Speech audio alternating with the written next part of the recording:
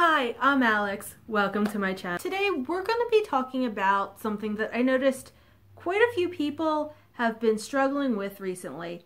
And while I'll be the first to admit, I'm no expert at it. Character creation is kind of my favorite thing to do in stories. So our topic is kind of important to it, and that's naming your characters. The way I look at it and the way I approach it, there are two ways to naming your characters. The first is to just go with whatever sounds good, which does have its own rules in the process, or to name your characters based on something important to the story. The first thing I'd like to talk about is why naming characters can feel so difficult. And what I think it really boils down to is there is a lot of pressure behind naming your characters. It's the first impression people get. If it doesn't feel believable to the world, it can be very jarring to read, especially since it's going to be used a lot. The other thing is there are a lot of choices. Even within, if you stick to more modern or realistic settings, it's a lot of choices. And not even getting into if you're creating your own fantasy world where you're creating possibly a language, possibly a lot of names, and they all kind of have to be different but work together. So, how do I approach it? Well, in my most recent story that I'm working on, that you've heard me mention a few times by now, I'm sure, I went with what sounded right. But in that, I also provided myself a set of rules to help me narrow down the names I wanted to use. The first one was locational. For a character that was born and raised in Russia, their name's gonna be Russian. So that was a good starting point. In general, if you're working in a modern setting,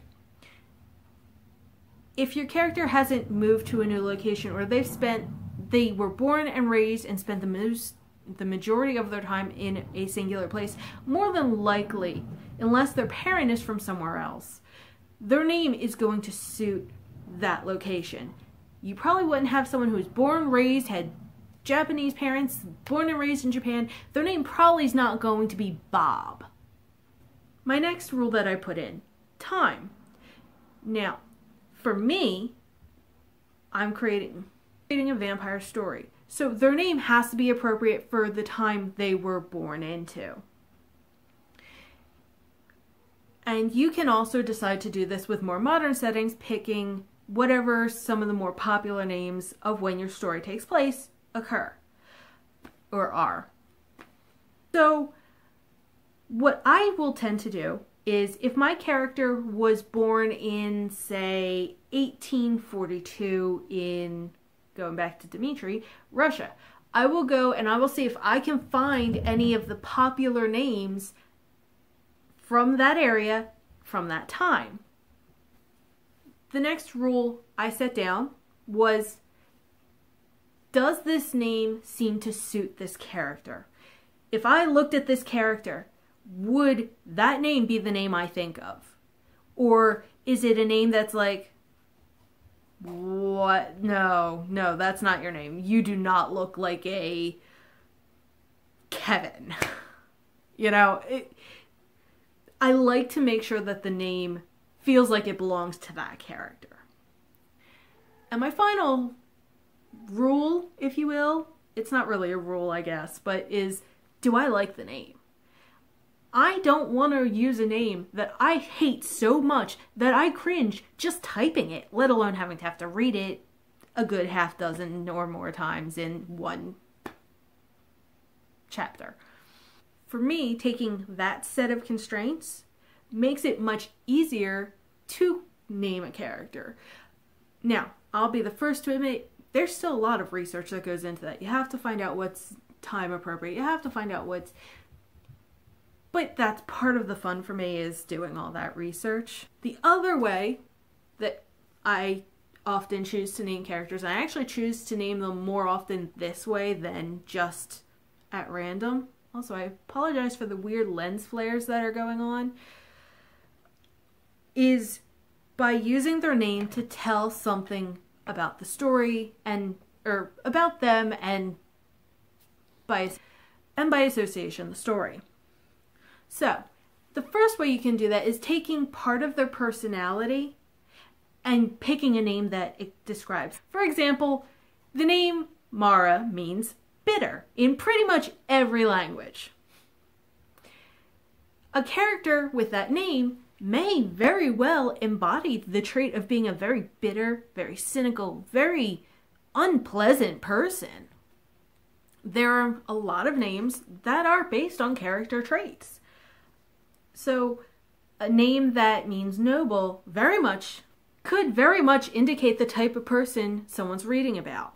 Another way that you could choose a name for someone is to pick a name that kind of entails what their journey through the story is going to be like. For example, the name Alan has one of the meanings means harmony. A character with that name could start in a place where their lives are very chaotic and they tend to get into a lot of fights. Basically, the very opposite of what their name indicates.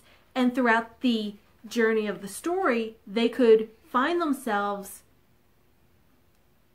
moving on into a more harmonious place. The final way I often use to pick names is to indicate something about the family the character comes from. One of my characters in a story that actually isn't written yet, I'm still planning that one, his name is Louis.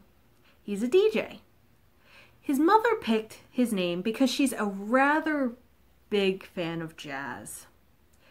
So by having that connection of the name Louis to the musician, you're showing that there is a family history of loving music, of being part of the musical scene. And it kind of indicates how they may have grown up without actually telling someone. Now, I will be the first to admit that a lot of these subtle clues really only make sense to someone who studies names, who knows that sort of history, but really it's for you as the writer to help you indicate to yourself what's going on. Even using those personality trait sort of ways of picking names, I still would generally also include the rules from the other way. So the name should be place appropriate. It should probably be time appropriate if that is important to your story. That's generally how I go about picking names. Is it a quick process? Not in the slightest. Is it fun? Absolutely, at least for me.